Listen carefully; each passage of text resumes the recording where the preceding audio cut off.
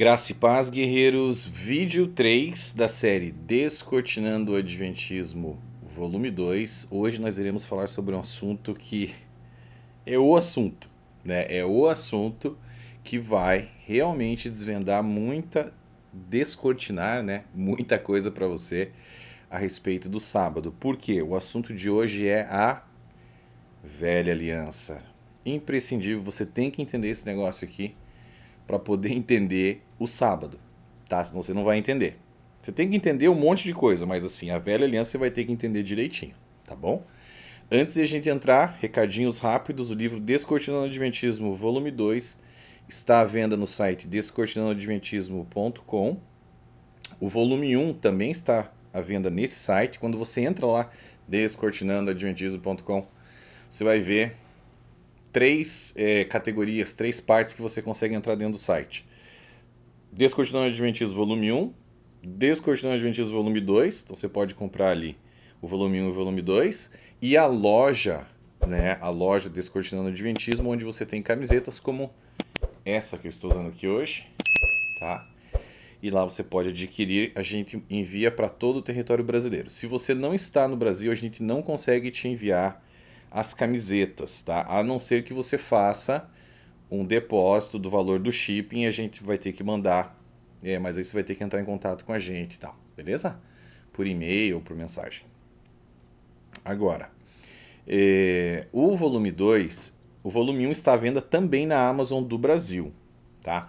O volume 2, a princípio, vai ser vendido na Amazon dos Estados Unidos. Na do Brasil eu ainda não sei, estamos ainda em conversas com a editora, tá?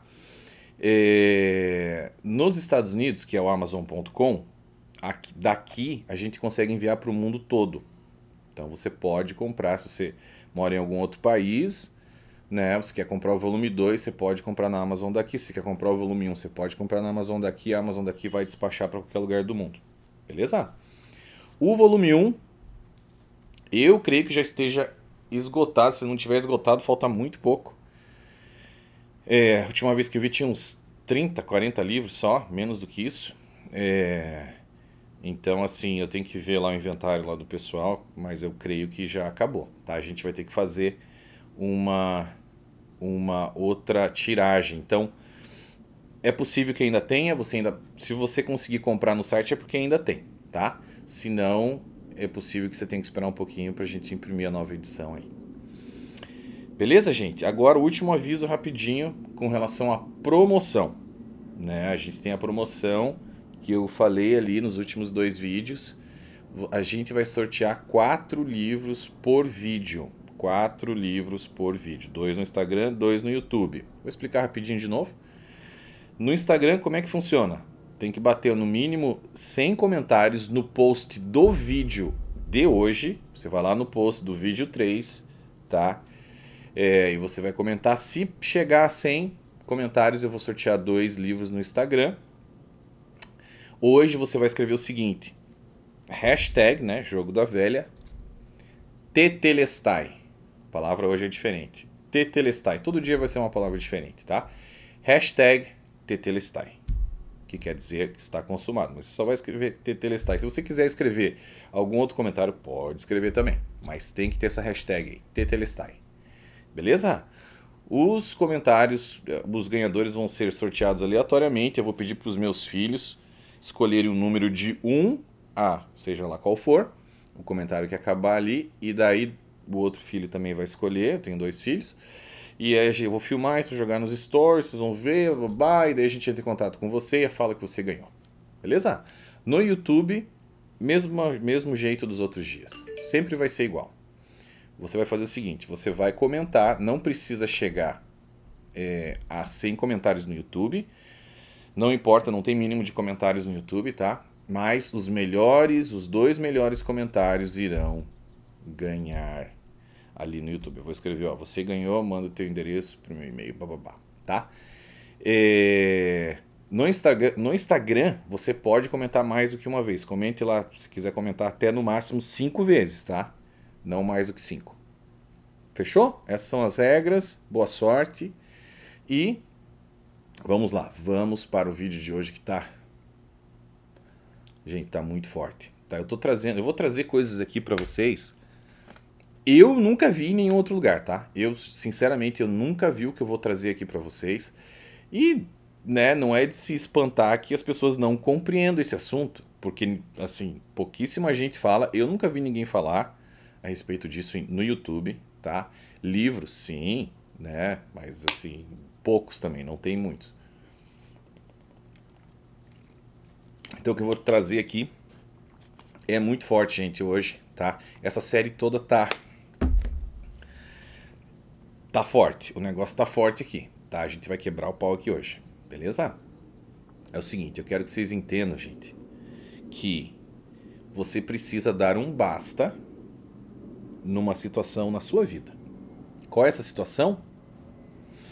Até quando você vai deixar que outras pessoas te manipulem com relação às questões religiosas? Até quando, gente?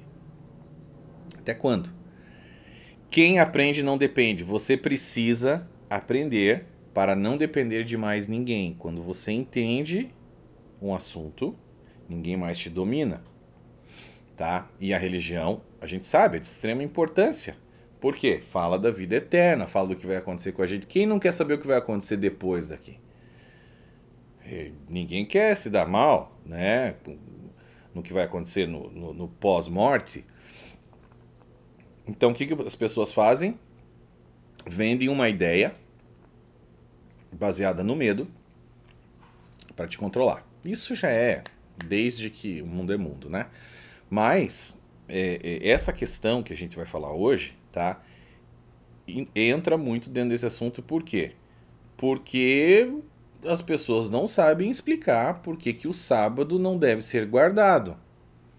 A maioria dos evangélicos não guarda o sábado, certo? A maioria não guarda. Porém, a maioria também não sabe explicar por que não guarda. Quando vem o adventista e fala, tá, mas está nos 10 mandamentos, você então pode matar e roubar, aquela velha história, né? E o cara fala, pois é, né? Então, ele não sabe, a maioria não sabe explicar. Então, assim, presta bem atenção, pega a tua Bíblia, tá? A gente vai falar aqui todos os dias, vai ter muita Bíblia aqui, porque não tem como, né? Se você quer entender a Bíblia, você vai ter que ler a Bíblia, tá? Não tem outro jeito, né? E você vai ter que saber ler a Bíblia, saber interpretar as Escrituras, para que ninguém mais te manipule. Então nós estamos aqui entregando o poder na tua mão, amigo. É para você não ser mais dominado por nenhum cão guloso. Beleza? Existem pastores legais? Sim. Existem igrejas saudáveis? Sim. Não são muitas, mas existem, tá? Agora, a gente tem que ficar esperto, né? A gente tem que ficar bem esperto, sermos perspicazes e astutos também, para que a gente não fique sendo enganado por aí. Tá? Ingenuidade não leva ninguém a lugar nenhum, tá? Bom, então vamos lá, gente. A velha aliança. Olha só. Para que a gente possa entender esse assunto aqui da velha aliança, é muito importante que você entenda o seguinte. Olha, veja bem. Quando Deus ele fez aliança com o povo de Israel, tá?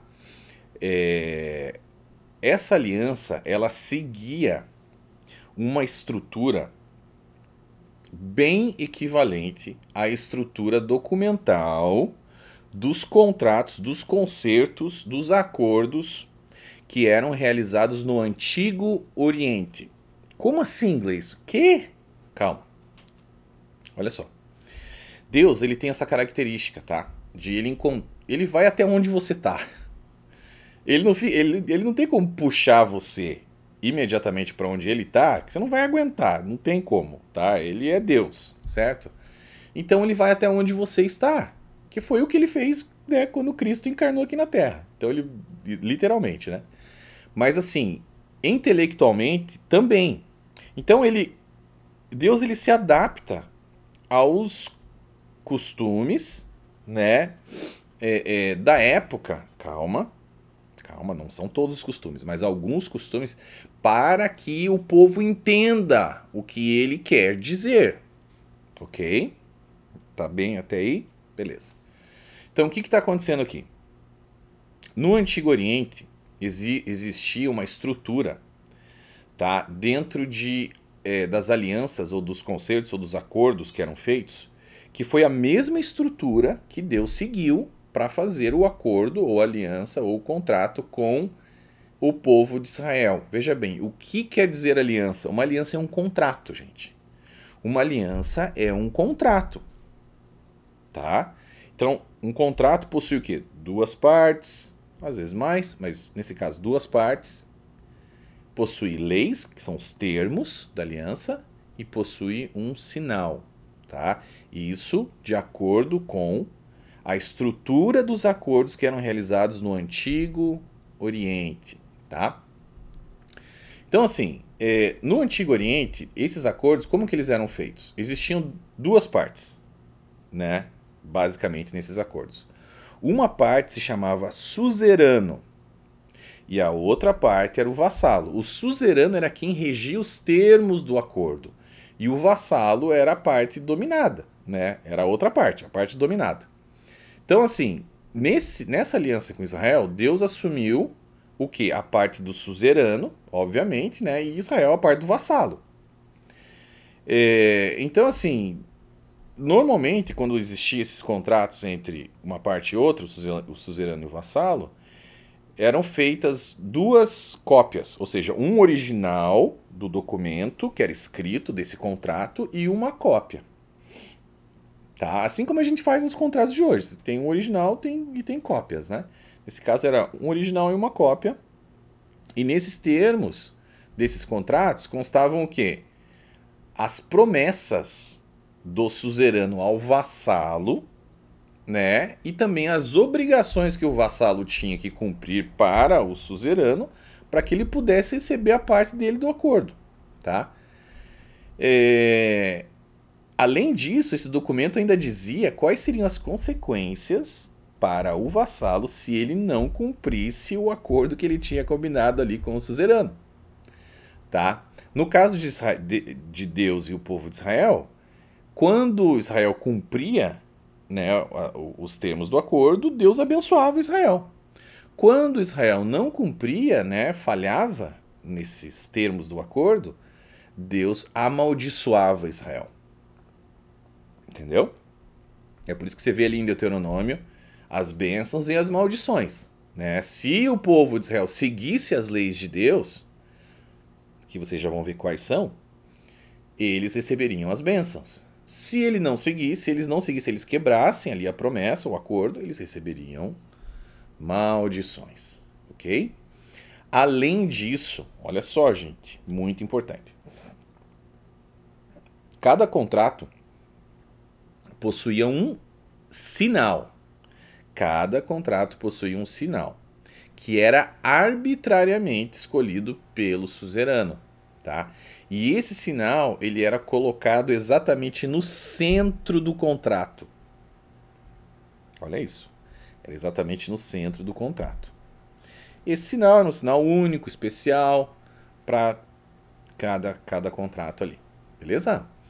Bom, o vassalo ele deveria mostrar esse sinal publicamente, de forma pública, tá?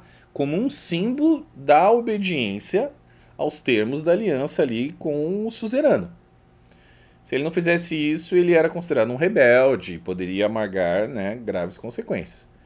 Então, assim, antes de a gente falar sobre esse sinal que foi escolhido por Deus como símbolo, que vocês já sabem qual é, mas a gente vai entrar nele daqui a pouco, é importante que a gente sinalize aqui para vocês, gente, os aspectos gerais do contrato que foi estabelecido entre Deus e o povo de Israel. Então, olha só, os aspectos gerais, tá? Então, vocês entenderam, estrutura do documento, partes, leis, termos, né? O que eles tinham que fazer e o sinal, tá? Agora, os aspectos gerais desse contrato falavam sobre o quê? A primeira parte do contrato entre Deus, da aliança ou do contrato entre Deus e Israel, se remete à libertação do povo de Israel da escravidão do Egito. Tá? Primeira parte.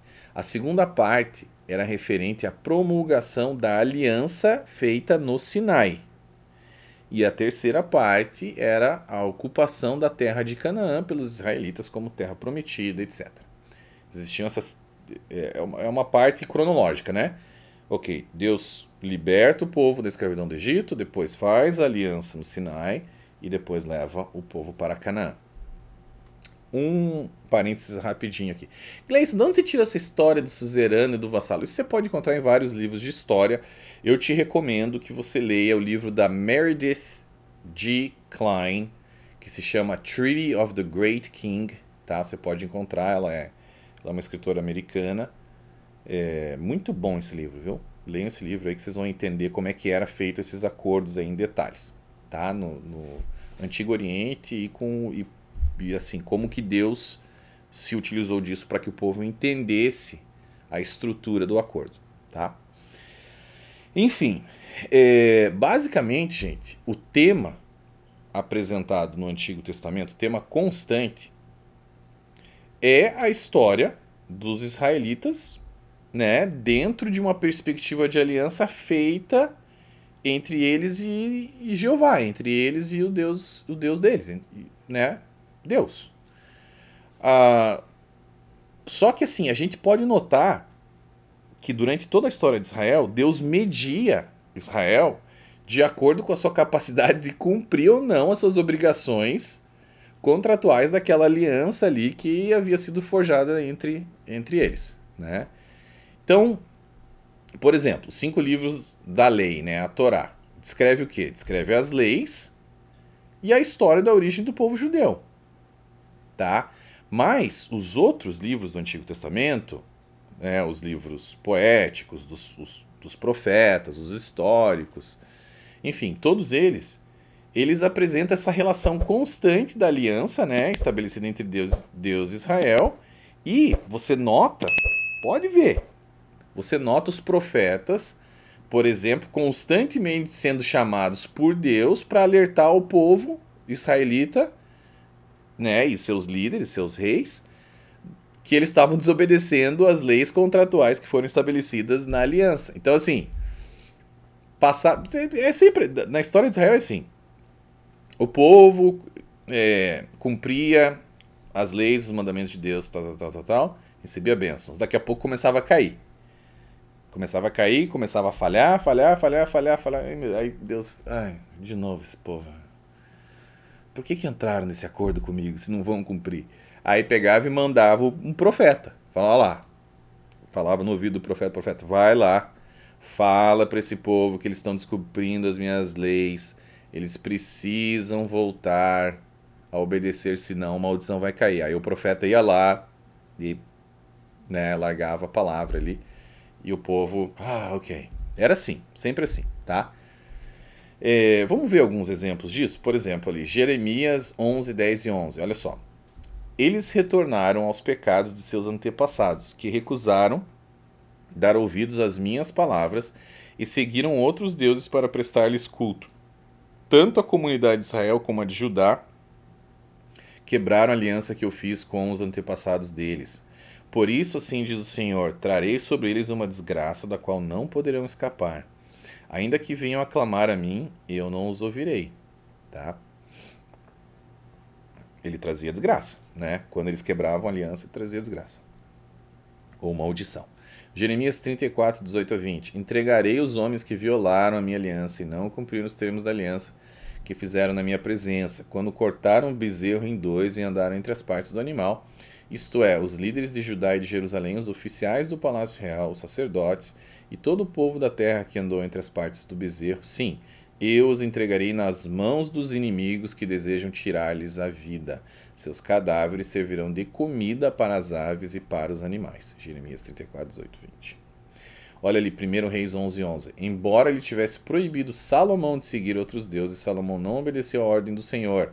Então o Senhor disse a Salomão, já que essa é sua atitude, você não obedeceu à minha aliança e aos meus decretos, os quais lhe ordenei, certamente lhe tirarei o reino e o darei a um dos seus servos. Quando o povo falhava, né, obviamente, não terá outros deuses diante de mim, era um mandamento para o povo de Israel, era um mandamento para Salomão. e ele quebrou isso e por isso ele sofreu a consequência, tá?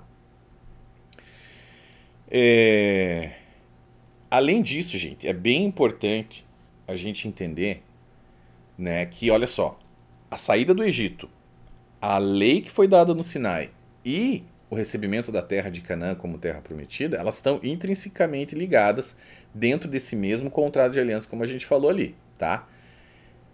Por exemplo, a libertação do Egito é o esteio para muitas leis, né, que Deus estabeleceu ali na Torá. Olha só, vamos ler isso aqui, vocês já vão entender melhor. Êxodo 22. Eu sou o Senhor, o teu Deus, que te tirou do Egito, da terra da escravidão. Ok? Lá. Se seu concidadão hebreu, homem ou mulher, vender-se a você e servi-lo 6 anos, no 7º ano dele, a liberdade.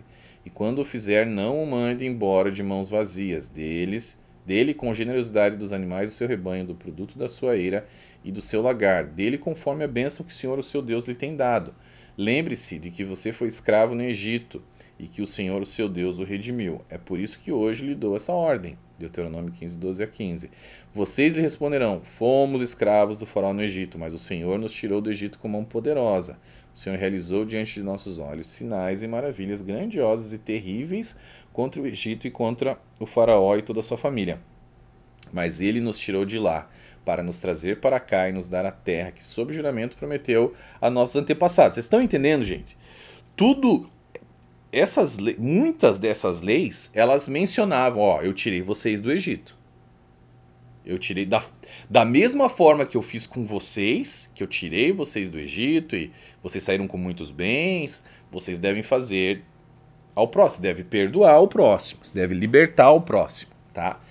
Isso era assim na verdade, Deus sempre fez isso, né? Ele dá o exemplo e fala, agora você faz com o teu próximo, né? Mas enfim, essa é uma outra questão. O que eu quero mostrar aqui é, esse negócio da libertação do Egito tava... Você não tem como tirar da antiga aliança. Tá ali dentro. Tá ali dentro, intrinsecamente ligado às leis do Sinai e também à questão da terra prometida ali em Canaã, tá?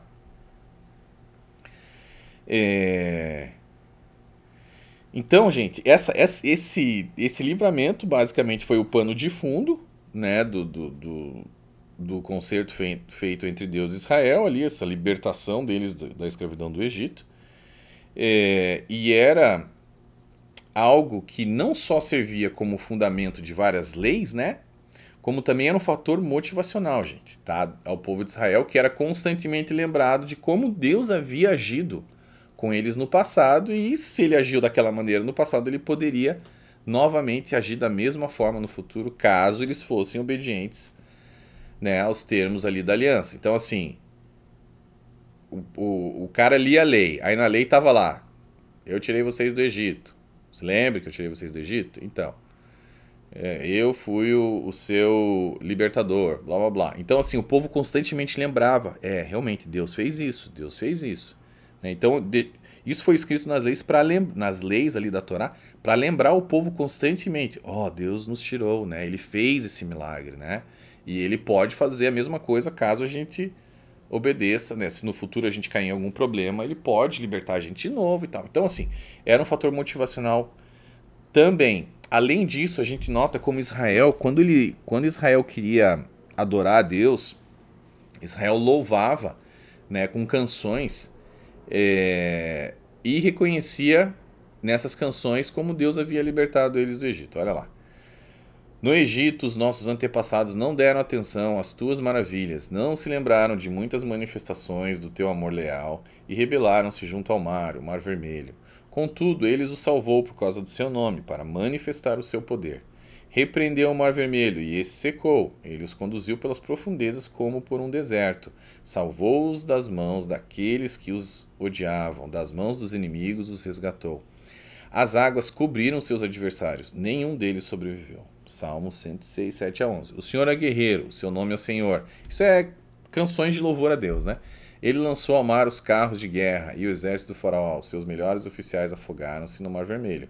Águas profundas os encobriram como pedra, desceram ao fundo. Êxodo 15, 3 a 5. Tá? E além disso, eles também louvavam a Deus, né, como Deus, como um Deus criador dos céus e da terra. Olha lá. Salmos 90. Vocês vão entender o porquê que eu estou falando isso mais lá na frente, mas é importante a gente enfatizar esses pontos aí.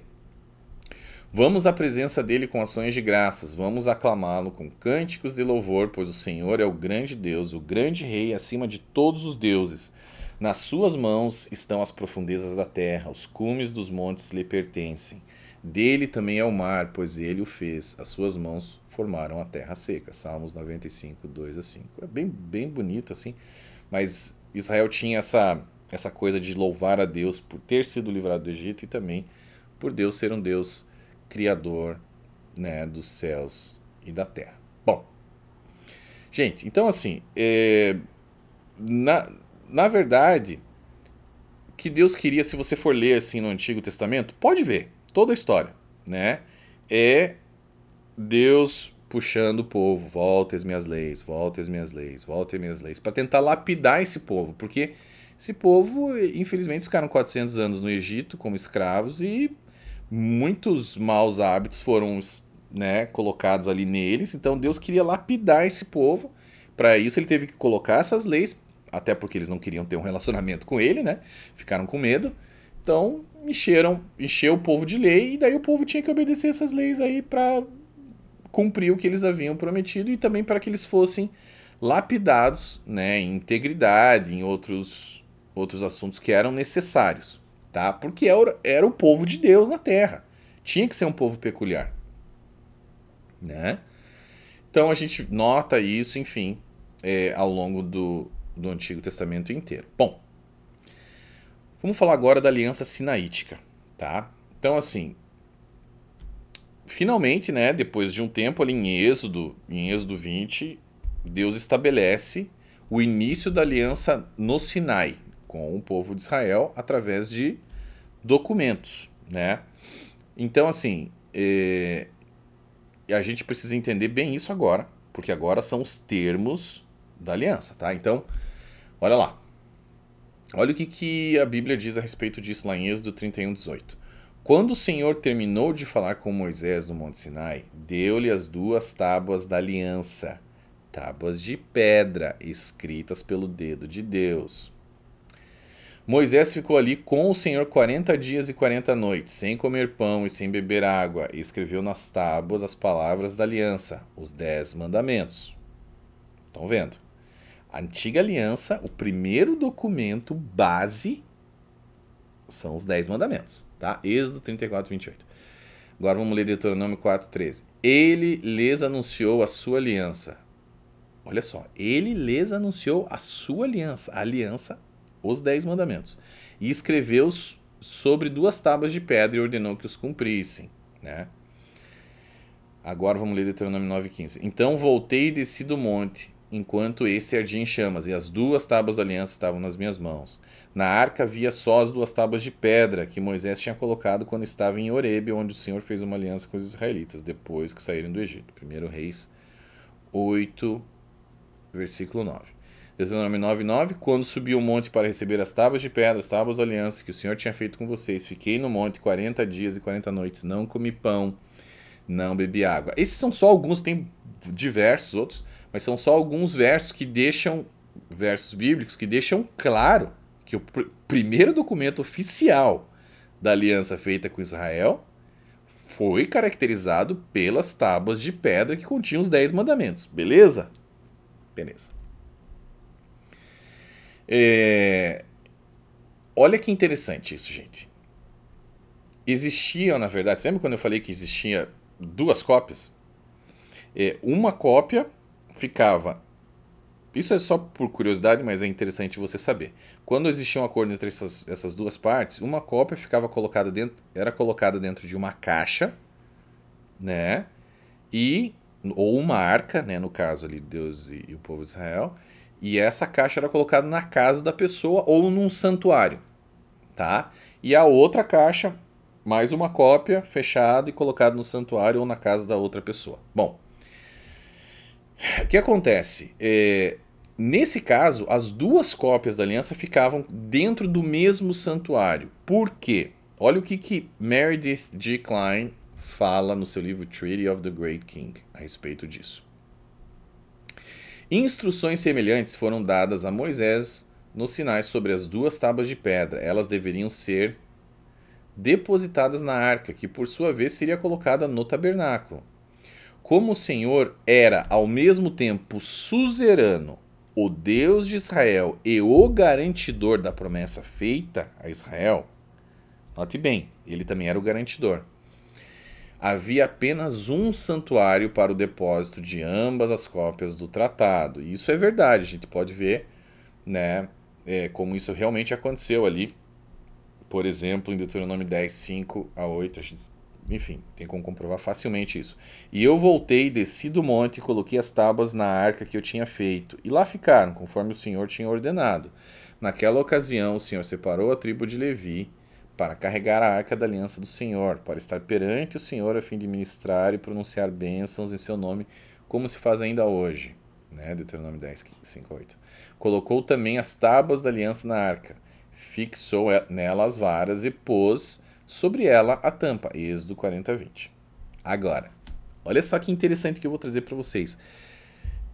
Eu não sabia disso, tá? Descobri quando eu estava estudando a respeito do sábado, mas isso é bem interessante. Olha só, vou quebrar um paradigma aqui, mais por curiosidade, mas é um paradigma que a grande maioria das pessoas tem e não é verdade, tá?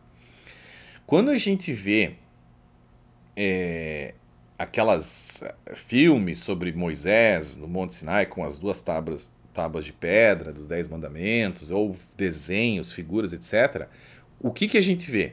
A gente vê 2 tábuas, numa tábua 4 mandamentos, na outra tábua 6 mandamentos. É ou não é? É ok. O que acontece não era assim, tá? Essas duas tábuas de pedra, na verdade, elas eram escritas frente e verso. Então, o que Moisés tinha, essas 2 tábuas que ele tinha na mão, uma era original, digamos assim, a outra era cópia. As 2 eram iguais. Frente e verso estavam. Na frente e no verso estavam os 10 mandamentos, tá? E como que a gente pode saber disso? Porque está na Bíblia, olha lá. Então Moisés desceu do monte, levando nas mãos as 2 tábuas da aliança. Estavam escritas em ambos os lados, frente e verso. Êxodo 32, 15. Né? E também a gente sabe, segundo o relato bíblico, que essa arca da aliança ficava dentro do lugar santíssimo do santuário terreno, que na época de Moisés ali ainda era a tenda da congregação, né? Ou a tenda do tabernáculo. Olha só, como visto ali em Êxodo 40, 20 e 21. Colocou também as tábuas da aliança na arca, fixou nela as varas, pôs sobre ela a tampa, em seguida trouxe a arca para dentro do tabernáculo e pendurou o véu protetor, cobrindo a arca da aliança como o Senhor tinha ordenado. Estou contando tudo isso para vocês entenderem, gente. Todo o processo, como eu disse, vocês querem ser libertos, querem ter o poder de saber a verdade, eu tenho que contar para vocês o processo inteiro para vocês conseguirem computar na mente de vocês tudo isso e entender o processo, tá? Ok.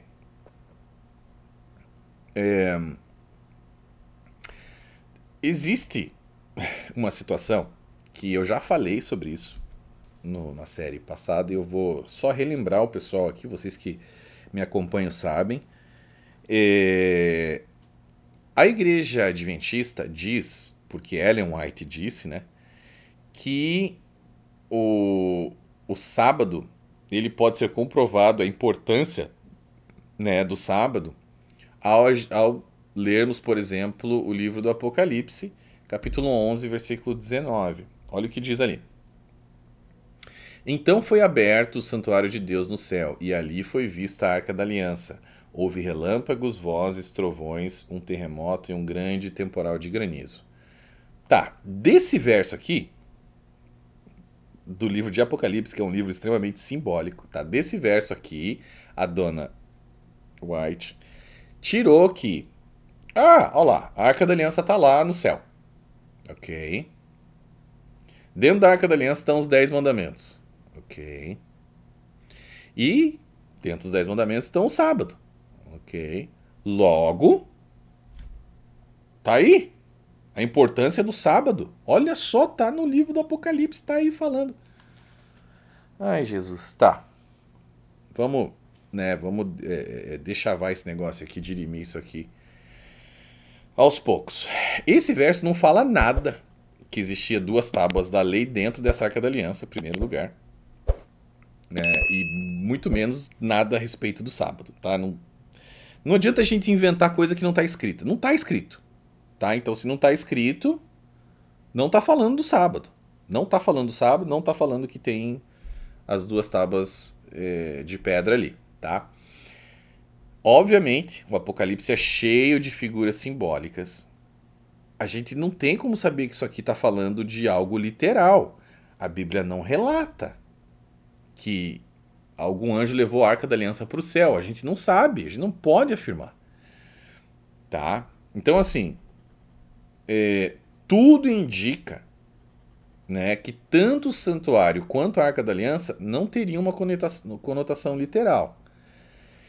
Mas por que a gente crê assim? Por que isso a gente pode chegar a esse pensamento? Bom, primeiro porque não existe nenhuma necessidade para existir um santuário celestial dos mesmos modos que existia na Terra. Não tem porquê. Quem que eles vão matar lá em cima? Né? Vão sacrificar animal? Por que teria uma bacia com água lá para o sacerdote lavar a mão? Ele iria comer alguma carne? Não. Tá, então assim, não bate. Beleza? Além disso, né, Cristo já foi sacrificado na terra. Ele não precisa ser sacrificado de novo no céu. Então, tudo indica o que, gente? E agora, prestem atenção nisso aqui, porque eu vou dar mais uma chave para vocês importante. Tudo indica que o santuário celestial referido aqui era a própria Nova Jerusalém que foi vista no céu. E a Arca da Aliança era uma figura, uma representação de Jesus, porque nele foi feita a nova aliança. A aliança foi feita nele. Tá? Então ele é a Arca da Aliança. Tudo isso era uma representação, vocês entendem, gente? Tudo isso era uma representação do que haveria de vir. Tudo era uma representação simbólica para Cristo, apontava para Cristo. Então, quando se fala Arca da Aliança, isso tudo indica que está falando de Jesus. Foi visto Jesus no céu, tá? Não, o livro do Apocalipse é recheado de figuras simbólicas. Mas como a gente pode saber que esse santuário celestial que é dito ali, é muito provável que esteja se referindo à Nova Jerusalém. Por quê? Vamos ler alguns versos aqui que vão levar vocês a também ter esse mesmo entendimento, creio eu. Olha lá. Apocalipse 21:12. E tinha um grande e alto muro, com 12 portas, e nas portas 12 anjos, e nomes escritos sobre elas, que são os nomes das 12 tribos dos filhos de Israel. Do lado do levante tinha 3 portas, do lado do norte, 3 portas, do lado do sul, 3 portas, e do lado do poente, 3 portas. Agora olha o que fala o livro de Números a respeito da tenda do tabernáculo, né, que Moisés recebeu no monte o modelo da tenda para ele construir. Ele teve essa visão no monte e ele construiu esse tabernáculo dessa maneira. De que forma? Olha o paralelo. Do lado ocidental ficaram organizadas as tribos de Manassés, Efraim e Benjamim. Números 2, 18 a 23. Do lado oriental ficaram organizadas as tribos de Zebulon, Judá e Isacar. Se você ler lá em Números 2, 3, 9, você vai ver que é isso. Do lado norte ficaram organizadas as tribos de Naftali, Dan e Azer. Números 1, 39 a 43. Do lado sul ficaram organizadas as tribos de Simeão, Ruben e Gade. Números 1, 21 a 25. Vocês estão entendendo, gente? É a mesma coisa. Tá? É a mesma situação, assim. É 3 tribos de um lado, 3 tribos do outro lado, 3 tribos do outro lado, 3 tribos do outro lado. Então, a cidade, a Nova Jerusalém, tudo indica que esse era o santuário celestial. Era a própria cidade. Tá? Então, assim, não dá. Eles chegam a essa conclusão apenas com conjecturas. A nossa conjectura é essa, A gente pode falar com certeza? Não, mas tudo indica que sim. Tá? Agora, a outra conjectura deles não tem base nenhuma. E outra coisa, Apocalipse 21, 22 diz o quê? E nela não vi santuário, porque o seu santuário é o Senhor Deus Todo-Poderoso e o Cordeiro. Não tem santuário na Nova Jerusalém. Não tem. O santuário celestial é a própria cidade ali. Quando Deus está ali, Ele é. Ele é. Tudo é Ele. Tudo aponta para Ele. Tá? Então, gente, não dá. Tá? Então, assim, a gente sabe, no santuário terrestre haviam figuras simbólicas e não literais, eram simbólicas que apontavam, né, para o que existia de fato no céu. Beleza? Então, olha agora. Por que a gente diz isso? Porque eu tenho que ler isso aqui, gente. Isso aqui é um absurdo. Olha o que Ellen White diz a respeito dessa questão. No livro Primeiros Escritos, páginas 67 e 68. Olha só. O Espírito Santo, daquele verso de Apocalipse, olha o que ela tirou. O Espírito Santo foi derramado sobre nós, e eu fui levada pelo Espírito à cidade do Deus vivo. Mostrou-se-me então que os mandamentos de Deus e o testemunho de Jesus Cristo com referência à porta fechada não podiam ser separados. Lembra disso daí, né? E que o tempo para os mandamentos de Deus brilharem toda a sua importância e para o povo de Deus ser provado sobre a verdade do sábado. Olha só, olha aonde ela está levando esse negócio aqui. A verdade do sábado seria quando a porta fosse aberta no lugar santíssimo do santuário celestial, onde está a arca que contém os 10 mandamentos. Da arca, que é simbólica, ela tirou que é literal. Aí ela já falou que ali está os 10 mandamentos. E já emendou o sábado.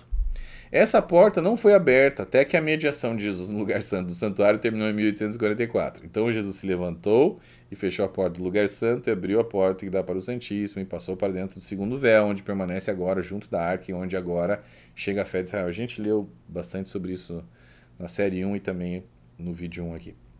Vi que Jesus havia fechado a porta do lugar santo, que nenhum homem poderia abri-la, e que ele havia aberto a porta para o Santíssimo, e que homem algum podia fechá-la, e que uma vez que Jesus abrir a porta para o Santíssimo, onde está a arca, os mandamentos têm estado a brilhar para o povo de Deus, e eles estão sendo testados sobre a questão do sábado.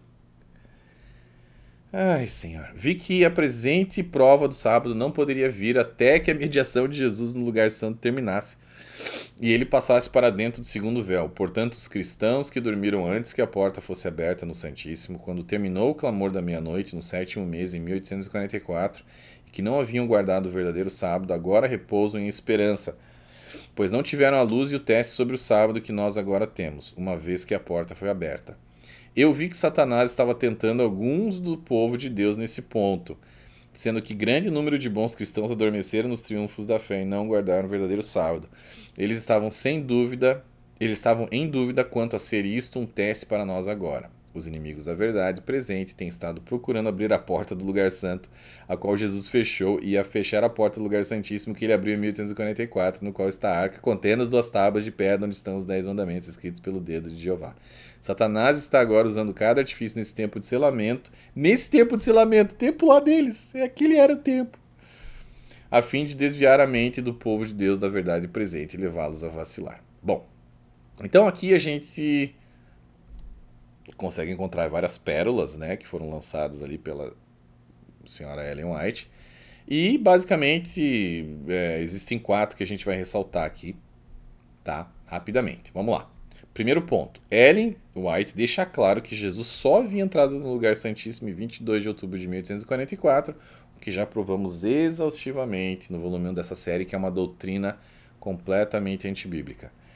Número 2, Ellen menciona a questão do entendimento da porta fechada da graça, ou simplesmente chamada de doutrina da porta fechada, a qual dizia que ninguém mais poderia ser salvo com exceção daqueles que acreditaram na falsa mensagem de Guilherme Miller sobre a volta de Jesus, algo absolutamente sem nenhum sentido lógico. Então ela, dentro dessa questão do sábado, tá, do mesmo texto que ela está falando, do sábado, né, lá na Arca da Aliança, vista no céu, no Apocalipse, ela traz a ideia da porta fechada, gente, que não tem mais salvação para ninguém. Vocês estão entendendo? Como que como que o povo adventista divide? Não, isso aqui eu aceito, essa outra parte não. Essa outra parte, tá, mas essa parte aqui eu seguro. É tudo no mesmo nível de loucura, tá? Número 3. Ela liga o que foi relatado por João no livro do Apocalipse a respeito da Arca da Aliança ter sido vista no céu, uma questão de uma suposta suma importância a respeito da guarda do sábado, para o fim dos tempos, que a Bíblia nunca chega nem sequer a mencionar. Número 4. Ela chega ao ponto de dizer que a época em que vivia era o período do selamento dos santos, e que tal selamento seria ligado ao imaginário tese a respeito do sábado que Deus havia dado à humanidade, mesmo que ele estranhamente não tivesse avisado ninguém a respeito disso através de sua palavra, mas sim somente através de supostas visões dadas a Ellen White, para que ela informasse a todas as pessoas do planeta Terra. Então, assim, Deus escolheu Ellen White. Não falou nada na Bíblia, não falou nada para mais ninguém, só falou para ela. Falou, ó, você vai ter que falar isso pro mundo todo, tá?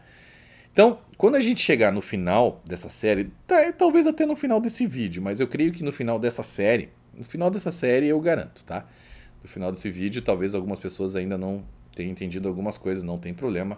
A gente vai trazer muita informação, esse é só o vídeo 3. Tem mais 11 vídeos depois desse. Veja bem, quando a gente chegar no final dessa série, vocês vão voltar a ler esse negócio aqui e vão falar e vão começar a ver como é ridículo, gente. Como é ridículo esse pensamento da guarda do sábado. Vocês vão dar risadas, vão falar: "Meu Deus, como que eu cheguei a acreditar nessa loucura?" Tá? Mas calma. É um processo. Então eu vou levar vocês até a linha de chegada. Vamos lá. Além disso, sobre tudo isso que eu acabei de ler da Ellen White, nesse período que ela escreveu isso, vale lembrar o quê?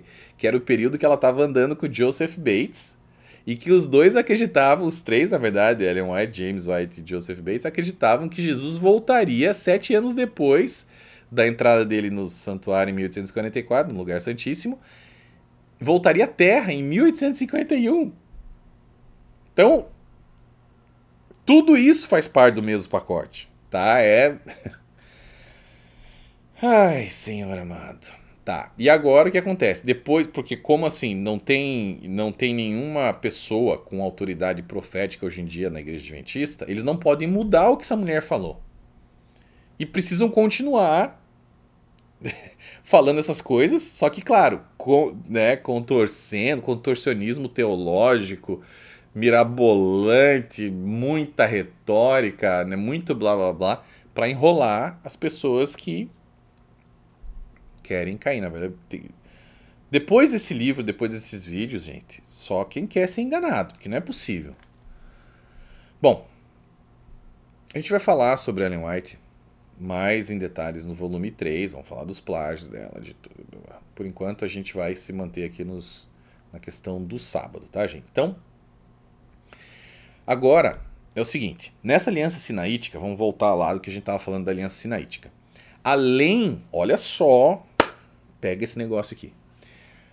Além dos 10 mandamentos, das duas tábuas de pedra que continham os 10 mandamentos, existia o que? O livro da lei, que continha mais 603 mandamentos da Torá. Né? E, além disso, agora, né, a gente vai falar sobre o que também? Desse item de suma importância que surge como um sinal ou um símbolo da aliança feita entre Deus e Israel, que é o quê? Exatamente o nosso assunto principal, o sábado. Olha só o que diz a Bíblia novamente. Guardarão, pois, o sábado, os filhos de Israel, celebrando nas suas gerações por aliança perpétua, entre mim e os filhos de Israel. Será um sinal para sempre, porque em 6 dias fez o Senhor os céus e a terra, e ao 7º dia descansou e restaurou-se. Tá. Êxodo 31, 16 e 17. Esse texto deixa claro o quê? 3 questões. Aliança, primeira questão. A aliança feita no Sinai foi feita entre Deus e o povo de Israel somente. O sábado foi um sinal e não um selo estabelecido entre Deus e Israel somente. O sábado, terceiro ponto, o sábado foi dado somente ao povo de Israel, tá? Se lembra que a gente disse, olha só, a gente falou ali no começo que nesse documento, nesse contrato feito entre Deus e o povo de Israel, exatamente no meio do contrato era colocado o sinal, o símbolo daquela aliança feita. Você lembra que eu falei isso para vocês? Olha só. Essa aliança feita no Sinai segue esses mesmos padrões. E quando você vai, por exemplo, ler os 10 mandamentos no hebraico, tá? Você vai encontrar o quê? Que o sábado, gente, ele cai. O mandamento do sábado, lembra-te do dia do sábado para o santificar, ele se encontra exatamente no centro da composição dos textos das tábuas de pedra. Ele está no centro, se você contar, ele cai exatamente no meio, tá? Porque no hebraico é diferente, né? O tamanho das letras e tal. Então, assim, o sábado claramente foi o sinal, né, estabelecido por Deus para ser um símbolo da aliança feita entre ele e o povo de Israel, e nunca um selo dado aos cristãos, né? Aliás, a Bíblia deixa clara que esse selo é o Espírito Santo. Vamos ver? Efésios 1, 13 e 14.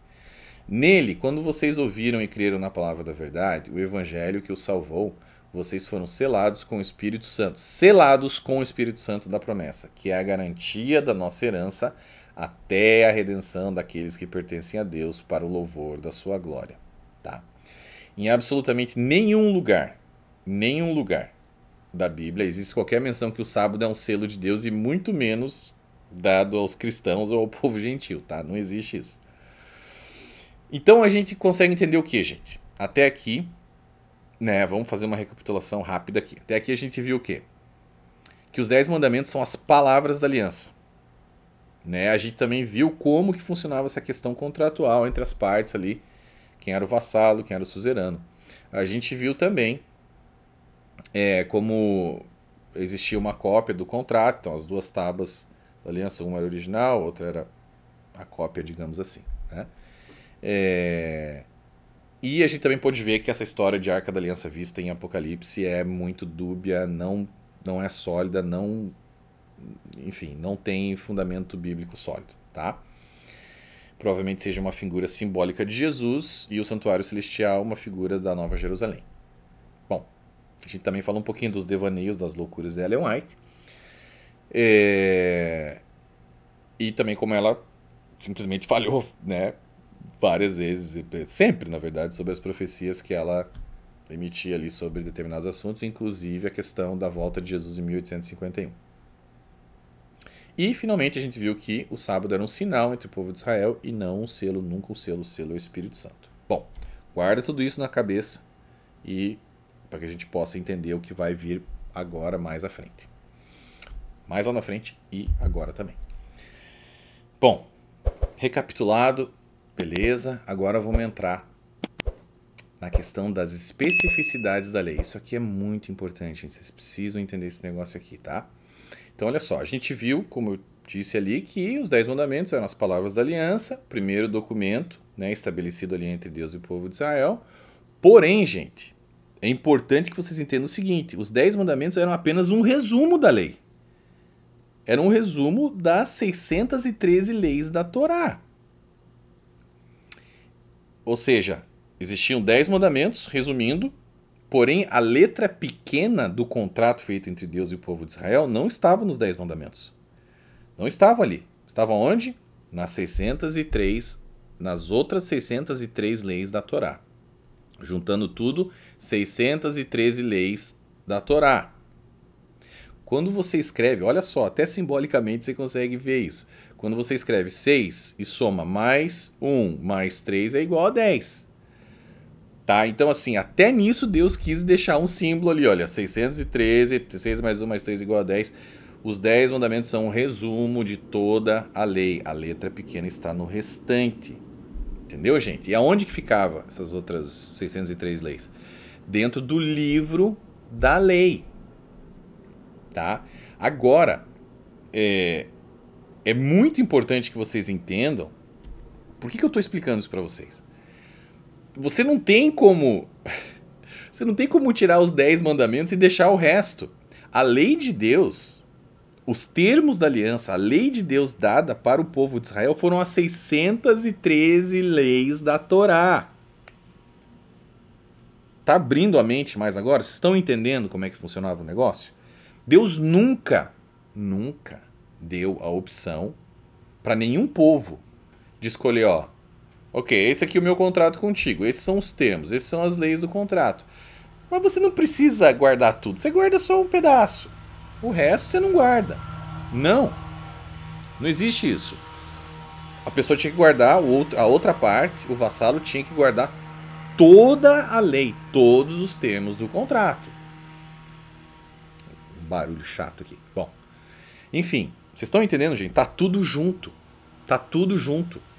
As 613 leis estão totalmente interligadas com os 10 mandamentos. Os 10 mandamentos é um resumo. Tá? Agora vamos entender. Mais um detalhe. Quando um estrangeiro queria fazer parte do povo de Israel, ele entrava debaixo de todas as leis. Ele tinha que guardar todas essas 613 leis. Tá?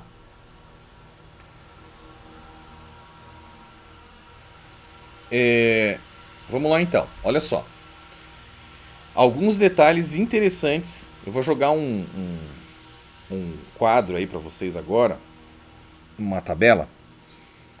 Que vai mostrar a expansão interpretativa dos 10 mandamentos encontrados ao longo do Pentateuco, tá? Olha lá. 10 mandamentos, né? Tábuas de pedra. Do outro lado, especificidades desses 10 mandamentos. O livro da lei. Não terás outros deuses diante de mim. Êxodo 23. Olha lá. Qual é a letra pequena desse mandamento? Não fazer sacrifício para os outros deuses, está lá em Êxodo 22, 20. Não adore nenhum outro Deus, Êxodo 34, 14. Eu sou o Senhor teu Deus, Levítico 20, 24. Tem mais, mas eu coloquei alguns aqui só para vocês terem uma ideia de como era a dinâmica. Está lá o mandamento principal e no livro da lei os detalhes. Olha lá, não adorarás imagem de escultura, Êxodo 24, versículo 4. Aonde está a letra pequena? No livro da lei. Não faça ídolos. O livro da lei e a Torá são os 5 primeiros livros da Bíblia, né? Vocês sabem. Não faça ídolos. Levítico 26, 1. Todas as maldições do livro da lei cairão sobre quem adorar imagens. Deuteronômio 29, 20. Não façam para si deuses de metal. Levítico 19, 4. Olha lá, outro mandamento. Não tomarás em vão o nome do Senhor teu Deus. Êxodo 20, versículo 7. Aonde que está os detalhes? Olha lá. Não profanem o meu santo nome. Levíticos 22, 32. Quem profanar o meu nome será apedrejado até a morte. Levítico 24, 16. Lembra-te do dia do sábado para o santificar. Agora o sábado. Êxodo 20, versículo 8. Olha lá os detalhes, alguns dos detalhes da questão do sábado. Quem violar o sábado deve ser morto. Êxodo 31, 14. Deve ser morto, tá? Tem certeza que você quer ficar debaixo da velha aliança? Olha só esse negócio aqui. Não acenda fogo no dia de sábado. Êxodo 35, 3. Não cozinhar nada no dia de sábado. Êxodo 16, 23. Honra teu pai e tua mãe. Êxodo 20, versículo 12. Filho rebelde deverá ser apedrejado. Quem amaldiçoar pai e mãe deve ser executado. Pai e mãe devem ser respeitados. Não matarás. Êxodo 20, versículo 13. Matar em uma briga. Olha o que acontecia. Vai lá em Êxodo 21, 18. O que acontecia quando uma pessoa matasse outra com pauladas, está em Êxodo 21, 20. Se um touro matar alguém, ele e o seu dono devem morrer. Êxodo 21, 29. Vocês estão entendendo, gente, os detalhes? Isso ninguém te fala, né? Pois é, tá tudo aqui. Tem muito mais no meu livro, lá, depois você vê. Não adulterarás, 2014. Olha lá, como que eram os detalhes de cada tipo de adultério. Ó, com uma mulher casada, ambos devem morrer. Com a madrasta, Levítico 20, 11. Diversas outras situações condenadas com pena de morte. Levíticos 18, 6 a 30. Ali, não furtarás. Êxodo 20, versículo 15. Se roubar um boi, um ladrão pego no ato, o que acontece? Ladrão pego fora do flagrante. Aí, não darás falso testemunho, né? Olha lá. Os detalhes. Mentir ou jurar falsamente. Levítico 6, 3 a 8. Um falso testemunho será punido. Deuteronômio 19, 18 e 21. Declarações falsas. Êxodo 23, versículo 1. Não cobiçarás, né? Olha lá alguns detalhes na lei. Não cobiçar a terra do próximo. Não cobiçar outro ouro de ídolos destruídos. Tem detalhe para tudo que tá nos 10 mandamentos. Tem detalhe, tem muito detalhe. Muito mais do que eu trouxe aqui. Só trouxe alguns, tá? Então, gente, esse livro da lei, né, com as 603 leis, eram colocados em uma caixa ao lado da Arca da Aliança que continha os 10 mandamentos. Tá? Para simbolizar o quê? Que ambos estavam conectados e deveriam ser interpretados em conjunto. Vocês estão entendendo? Não tem separação, é tudo junto. Você quer guardar o sábado? Guarda os outros 612 mandamentos também. Você não pode só guardar o sábado ou só os 10 mandamentos. Não, você está se colocando debaixo da antiga aliança, você vai ter que guardar tudo. Não existe essa separação, gente. Beleza? O único motivo que foi feito essa aparente separação foi para resumir a lei em 10 mandamentos para que o povo conseguisse se lembrar. Muito difícil decorar as 613 leis. Então Deus falou, ó, decorem essas 10 aqui e daí os detalhes vocês vão ver no restante. Beleza? Beleza. Então, entenderam? Essa é a parte dos termos, né? A segunda parte ali das leis da antiga aliança, tá? Agora, além obviamente desses documentos, existia o sábado, que era contado como um sinal colocado exatamente no meio dos 10 mandamentos, né?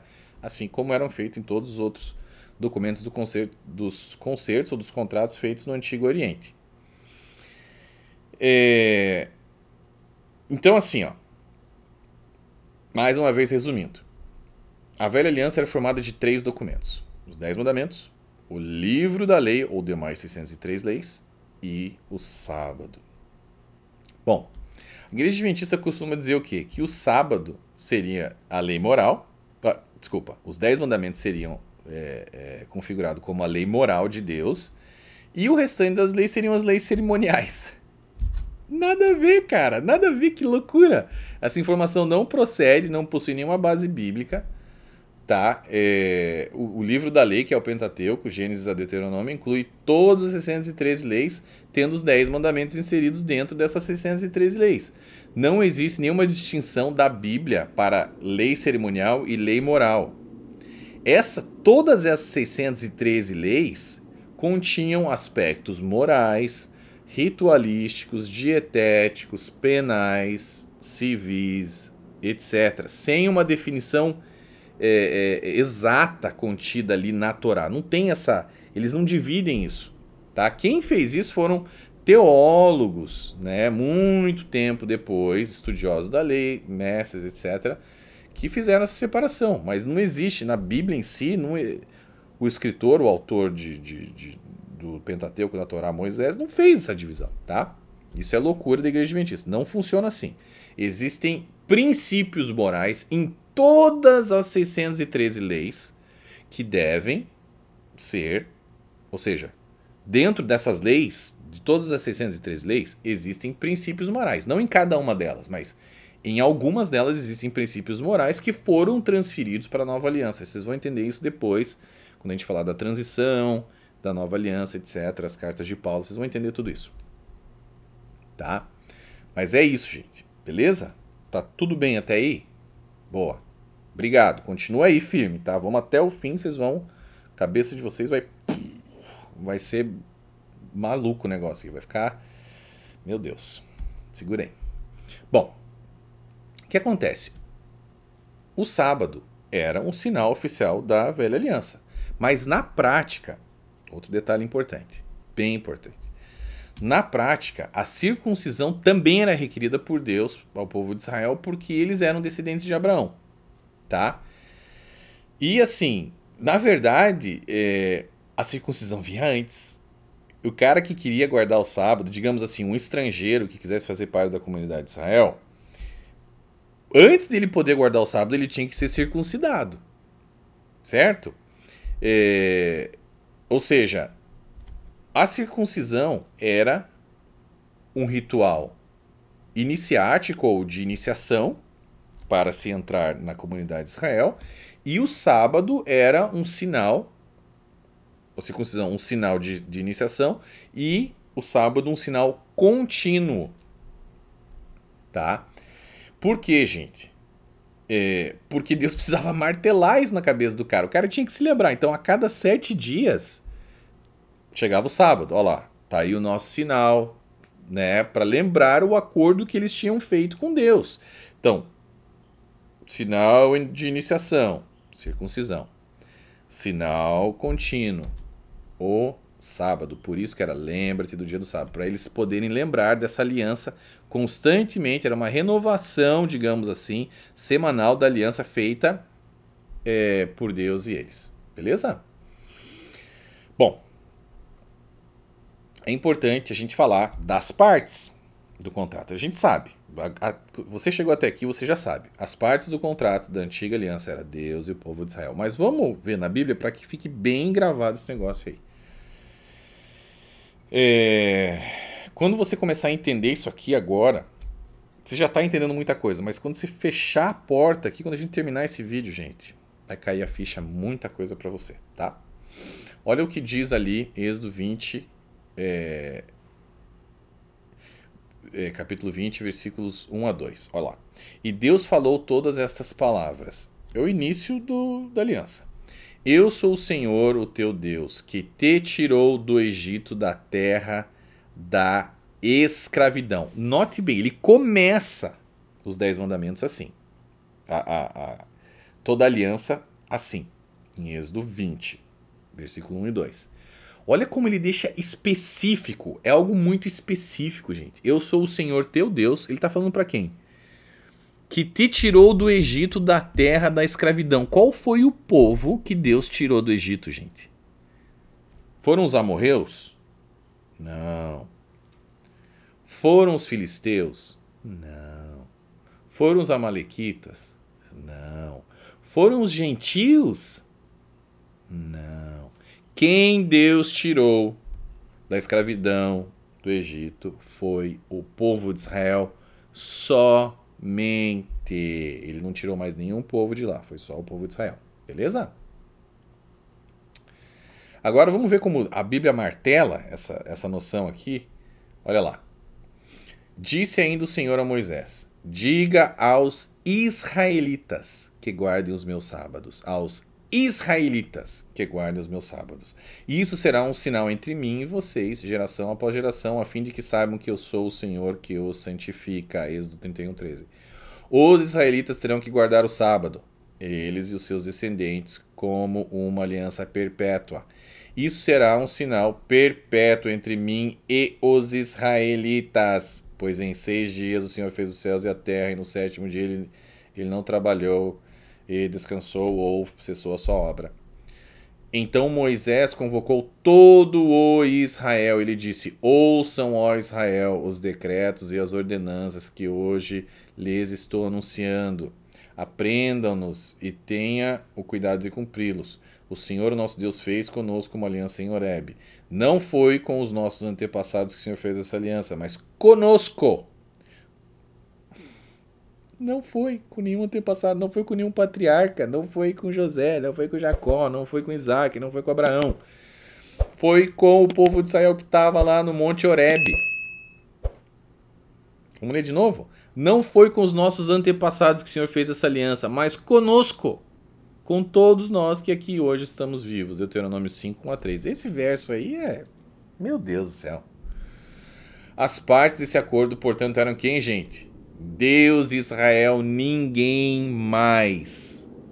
Ninguém mais. Poderia ser aberta uma exceção, que era para quem? Para o estrangeiro que queria fazer parte da comunidade de Israel. Para que ele pudesse fazer parte, teria que ser circuncidado. Depois ele guardava o sábado e se colocava debaixo de todas as 613 leis da Torá. Agora eu acho que é uma das partes mais importantes. Você precisa saber esse negócio aqui, gente.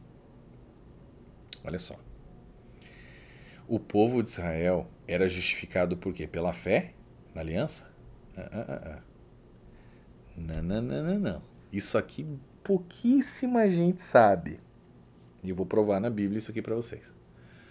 O povo de Israel era justificado pela lei.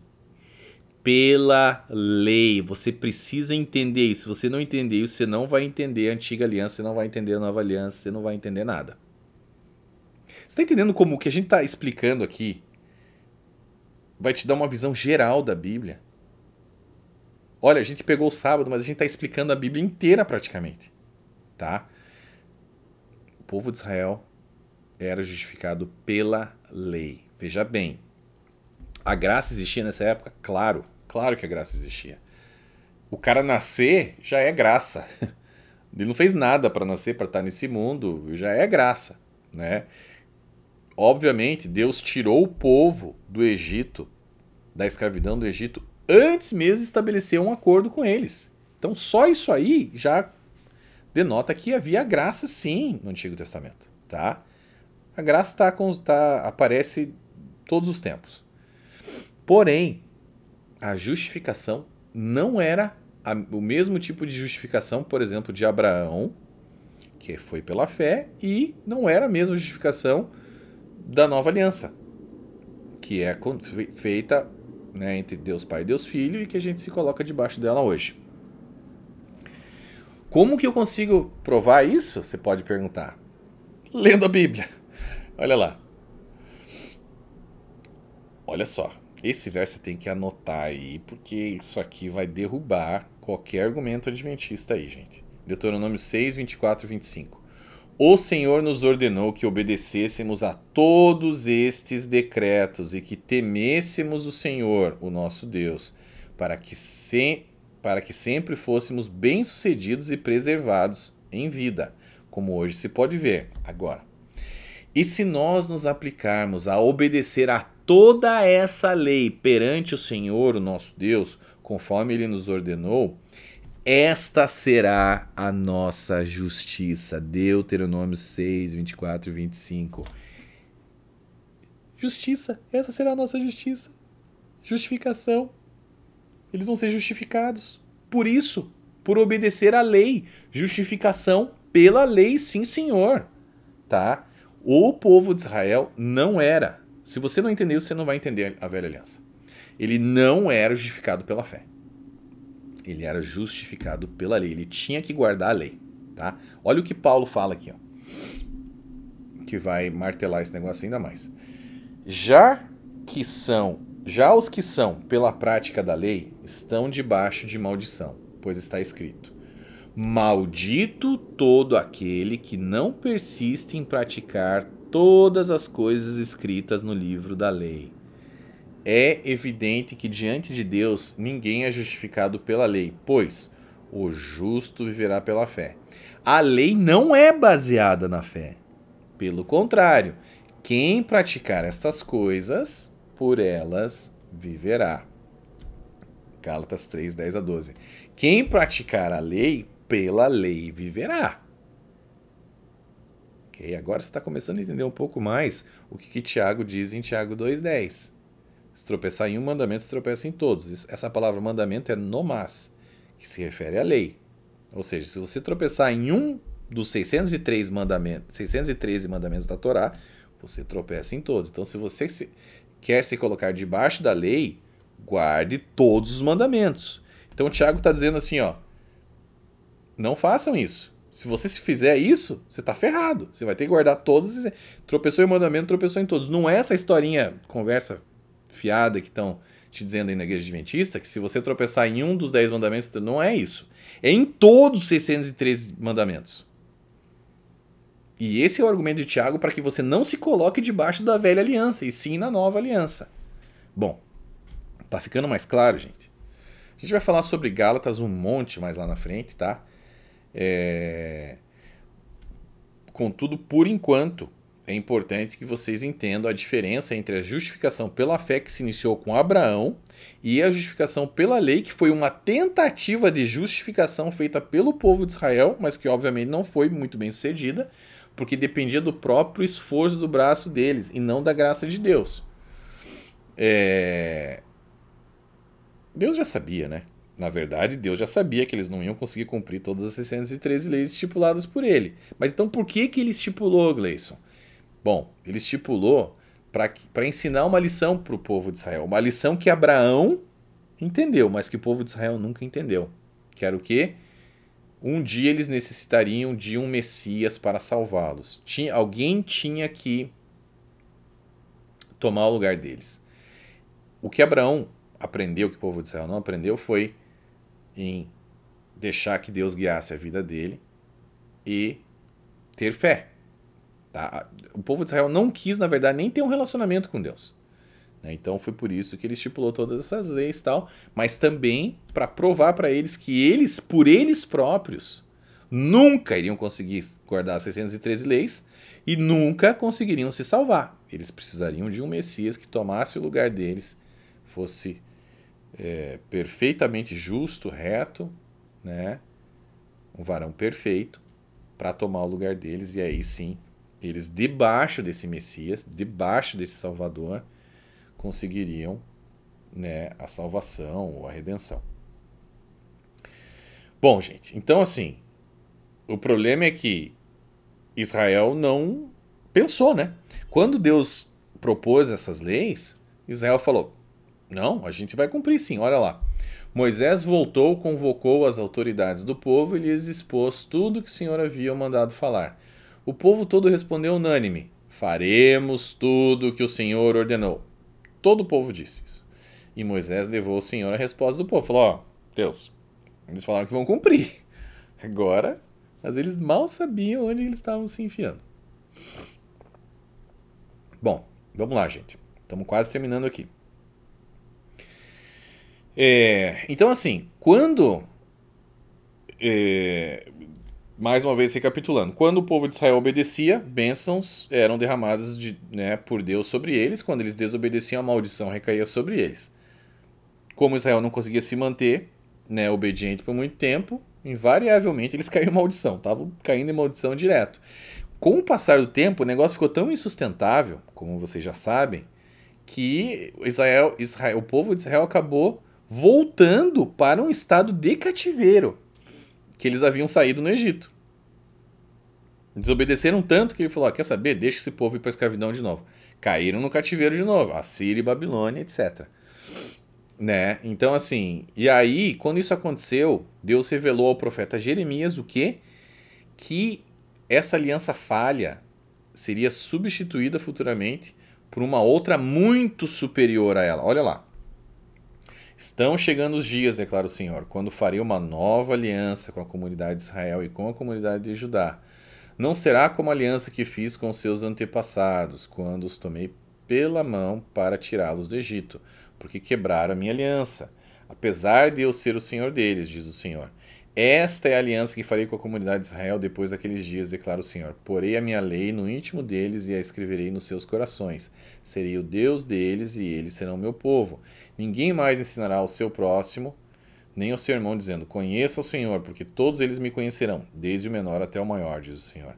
Porque eu lhes perdoarei a maldade, não me lembrarei mais dos seus pecados. Bom, a gente vai falar sobre a nova aliança mais na frente, em detalhes, mas é importante a gente verificar, né, que além de eles serem terrivelmente amaldiçoados quando eles não seguiam as leis de Deus, havia algumas situações que eram ainda piores.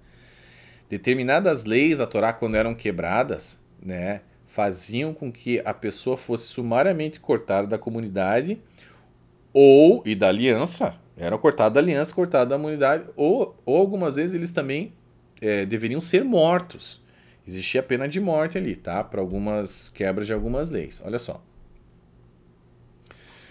Algumas leis aqui que, quando quebradas, faziam com que o ofensor fosse cortado da aliança com Deus para sempre. Não ser circuncidado, quebrar o sábado, comer qualquer alimento fermentado, mau uso do óleo da unção, mau uso do incenso, comer carne sacrificada enquanto impuro, mau uso do sacrifício, comer a gordura da carne sacrificada, comer carne com sangue, fazer o sacrifício de maneira errada, não celebrar a Páscoa, relação sexual durante a menstruação, utilizar o serviço de um médium, não se humilhar quando necessário, comer carne sacrificada de maneira errada. Bom, Isso, né, era só eliminado, mas existia, como eu disse, alguns casos em que a pessoa morria. Olha só, a questão do sábado, por exemplo. Nesse caso aqui, Deus mandou matar o cara, tá? Olha lá. Certo dia, quando os israelitas estavam no deserto, encontraram um homem recolhendo lenha no dia de sábado. Aqueles que o encontraram recolhendo lenha levaram a Moisés, a Arão e a toda a comunidade, que o prenderam, porque não sabiam o que deveria ser feito com ele. Então o Senhor disse a Moisés: O homem terá que ser executado. Toda a comunidade o apedrejará fora do acampamento. Assim toda a comunidade o levou para fora do acampamento e o apedrejou até a morte, conforme o Senhor tinha ordenado a Moisés. Veja, essas leis aqui que a gente está lendo não são aquelas leis exageradas dos fariseus que podiam dar não sei quantos passos lá no sábado, não sei o quê. Não são essas leis aí, tá? A gente está falando da lei mosaica. A gente está falando das leis da Torá, ok? Importante que você saiba disso porque a igreja adventista fala isso. Não, Jesus veio para alinhar o povo, porque os fariseus estavam inventando um monte de regras sobre o sábado e Jesus veio mostrar da maneira certa. Balela, gente. Olha, né, se você não guardasse o sábado direito, você morria, tá?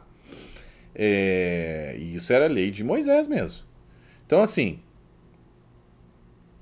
é, é importante, gente, que a gente entenda que a pessoa que se propõe a guardar o sábado como dia sagrado, isso aqui não é brincadeira, tá? Isso aqui é muito sério. Quando ela se propõe a guardar o sábado, é, ela se coloca debaixo de todo esse jugo aqui. Vocês estão entendendo isso? Os 10 mandamentos eles estão inexoravelmente conectados, ligados às outras 603 leis da Torá para todo aquele que se propõe a guardar esses 10 mandamentos aí, o sábado, etc. Ah, mas então pode matar, pode... Ah, gente, para. Na nova aliança você tem que amar teu próximo. E a gente vai explicar isso em detalhes, mas assim, quem ama não vai matar o próximo. Quem ama o próximo não vai adulterar. Tá entendendo, gente? Você ama Deus, você não vai, né, ter outros deuses. Né? Você tem que amar Deus sobre todas as coisas e o próximo como a ti mesmo. Bom, enfim, a gente vai. Então isso é balela, isso é conversa fiada que utilizam para enganar você. Essa é a verdade, tá? É... Então, gente, eu tenho um texto longo aqui, mas eu vou ler só para vocês entenderem. Isso aqui eu acho que pode ficar marcado para você entender mais ou menos o simbolismo de você se colocar debaixo do jugo da antiga aliança. E se você está guardando o sábado, você está fazendo isso. Primeiro que você está debaixo de maldição, né? Porque quem não guarda toda a lei está debaixo de maldição. Você não vai conseguir guardar toda a lei, então automaticamente você já está debaixo de maldição. Olha os detalhes que Deus dava. As minúcias, tá?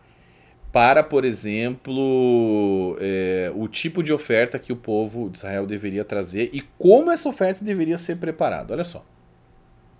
No dia em que moverem o feixe, vocês oferecerão em holocausto ao Senhor um cordeiro de 1 ano de idade e sem defeito. Apresente também uma oferta de cereal de 2 jarros da melhor farinha amassada com óleo. Oferta ao Senhor preparada no fogo de aroma agradável e uma oferta derramada de 1 litro de vinho. Olha os detalhes. Vocês não poderão comer pão algum, nem cereal tostado, nem cereal novo, até o dia em que trouxerem essa oferta ao Deus de vocês. Esse é um decreto perpétuo para suas gerações, onde quer que morarem. Eles usam a ideia, né? O sábado é um mandamento perpétuo. Isso aqui também era um mandamento perpétuo para o povo de Israel. Essa história de perpétuo não é bem assim, tá? Depois a gente vai explicar também. A partir do dia seguinte ao sábado, o dia em que vocês trarão o feixe da oferta ritualmente movida, contem 7 semanas completas. Contem 50 dias até um dia depois do 7º sábado, então apresentem uma oferta de cereal novo ao Senhor. Onde quer que morarem, tragam de casa 2 pães feitos com 2 jarros da melhor farinha cozidos com fermento como oferta movida dos primeiros frutos do Senhor. Junto com os pães, apresentem 7 cordeiros, cada um com 1 ano de idade e sem defeito, um novilho e 2 carneiros. Eles serão holocaustos ao Senhor, juntamente com as suas ofertas de cereal e ofertas derramadas. É a oferta preparada no fogo de aroma agradável ao Senhor. Vocês viram Isso aqui é só um exemplo, tem outros, eu vou trazer vários outros quando a gente for falar das diferenças ali da nova aliança para a velha aliança. Você está entendendo os detalhes? 7 canetas, um de 1 ano, 1 litro, uma jarra, tudo muito, se não fizesse daquele jeito, Deus não aceitava, tá? Então isso que fique meio que marcado isso para vocês entenderem os detalhes, inclusive da guarda do sábado. Se não for do jeito que Deus mandou, não adianta nada. Você só está trazendo maldição para você. Olha lá. Então assim, gente, a gente começa, quando a gente, né, vê todas essas questões, tá? E a gente está finalizando aqui. Como, por exemplo, Deus matava, né, uma pessoa por determinadas situações com relação ao sábado, etc. e tal, a gente começa a se indagar, né? O que leva uma pessoa a querer se colocar debaixo do jugo da velha aliança, né? Se ele tem a nova aliança, que é uma aliança muito melhor, muito superior.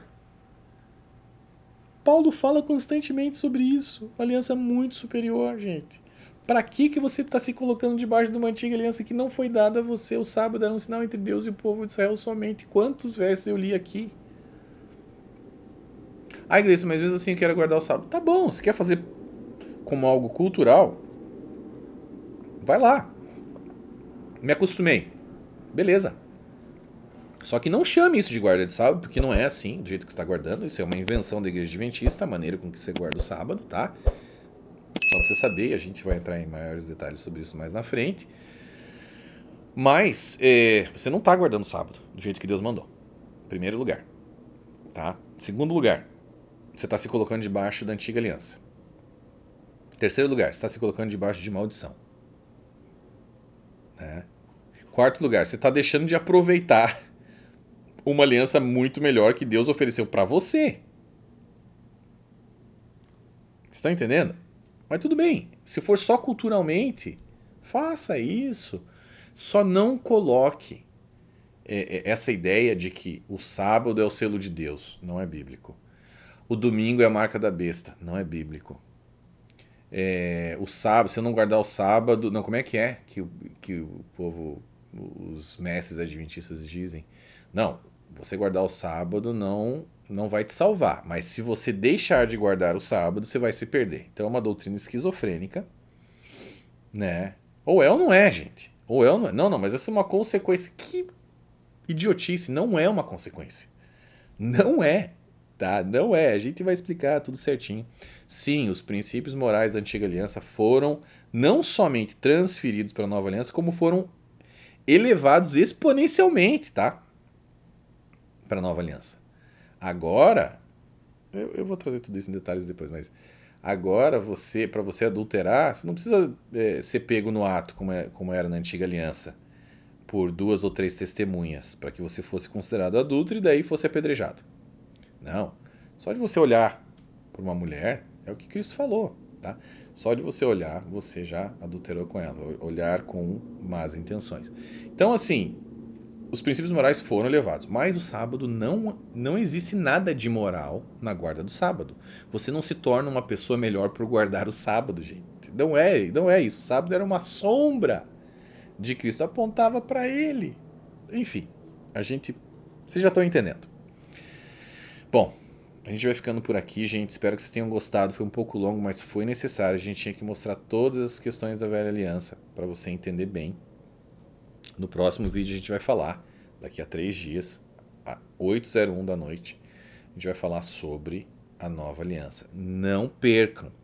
Não percam. Vocês têm que assistir toda essa série, senão vocês não vão entender. Velha aliança, nova aliança. No vídeo anterior, aliança abraâmica. Depois a gente vai falar sobre a transição. Depois a gente vai falar sobre o sábado nas epístolas. Ih, tem muita coisa aqui. Vocês vão ficar maluco. Muita gente já está sendo liberta em nome de Jesus, mas no final dessa série, gente, Deus já revelou, vai ser um negócio. Muita gente vai ser liberta em nome de Jesus. E desses libertos, né, vão sair muito, muito mais libertação. Essas pessoas vão fazer muito mais do que eu estou fazendo, né? para honra e glória de Deus, e vão libertar muito mais. Dessa leva de libertos sairão muitos libertadores. Basicamente é isso que eu quero dizer. Tá bom, gente? Compartilhe esse vídeo, curte esse vídeo. Mais uma vez um recadinho para você que esqueceu, vai lá na Amazon, deixa uma avaliação bacana lá no volume 1, se você comprou o volume 1. Se você achou o volume 2 na Amazon, comprou, já leu, já gostou, também deixa, né? Talvez esteja, talvez não esteja, a gente ainda está planejando isso aí, mas enfim, em breve vocês vão saber. Beleza, gente? É isso, não esquece de participar da promoção, boa sorte para você. E daqui a 3 dias a gente se encontra de novo. Tava com saudades, que alegria fazer isso aqui para vocês, viu? É muito legal ver pessoas sendo libertas e entendendo a Bíblia. A gente vai dar sim o poder para o povo. As pessoas precisam entender a palavra de Deus para pararem, para deixarem de ser manipulados de uma vez por todas. Beleza, gente? Então é isso. Fiquem com Deus. Que Deus os abençoe. Até a próxima. A gente se vê daqui a 3 dias. Tchau, tchau.